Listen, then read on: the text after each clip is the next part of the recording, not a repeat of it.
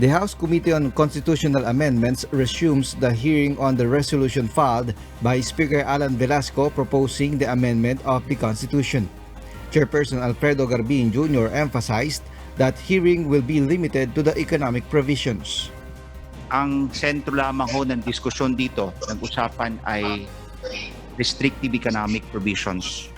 Wala hong term extension, wala hong lifting of term limits, wala hong political provisions. More resource persons were invited, including one of the framer of the 1987 Constitution and also an economist, Dr. Bernardo Villegas. He said that they were traumatized that time by what happened during the EDSA revolution and the 10 years of martial law. Before the deliberation, they were referring to the what should they do to prevent the abuses during the Marcos administration. But he realized that there is a need to amend the 34-year-old Constitution. That's why some people refer to the 1987 Constitution as an anti-Marcos Constitution.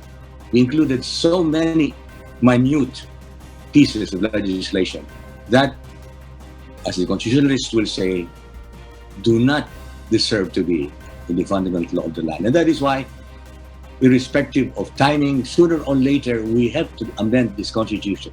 Not only the economic provisions, but many other political provisions.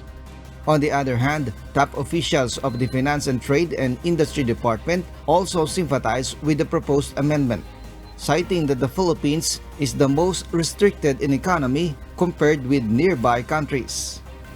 With average growth of over 6% for 14 consecutive quarters, we also know that such growth rates could have even been much higher if we were able to remove basic restrictions as to foreign ownership of businesses in certain sectors stipulated in the Constitution. We must open it up as wide as we can, with the exception of land ownership. Ray Pilayo, UNTV News and Rescue. We serve the people. We give glory to God.